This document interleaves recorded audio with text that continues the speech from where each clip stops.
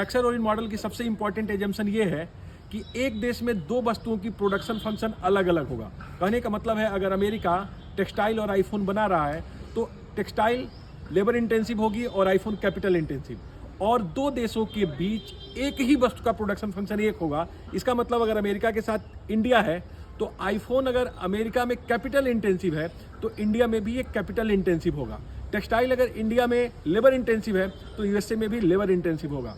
ये बहुत ही important assumption है एक्सेल ओरिएंट मॉडल की। अगर ये लागू ना हो तो फैक्टर इंटेंसिटी रिवर्सल लागू हो जाएगा और एक्सेल ओरिएंट मॉडल फेल हो जाएगा। एक्सेल ओरिएंट मॉडल की सबसे इंपॉर्टेंट एजम्पशन ये है कि एक देश में दो वस्तुओं की प्रोडक्शन फंक्शन अलग अलग होगा। कहने का मतलब है अगर अमेरिका टेक्सटाइल और आईफोन बना रहा है तो टेक्सटाइल लेबर इंटेंसिव होगी और आईफोन कैपिटल इंटेंसिव, और दो देशों के बीच एक ही वस्तु का प्रोडक्शन फंक्शन एक होगा। इसका मतलब अगर अमेरिका के साथ इंडिया है तो आईफोन अगर अमेरिका में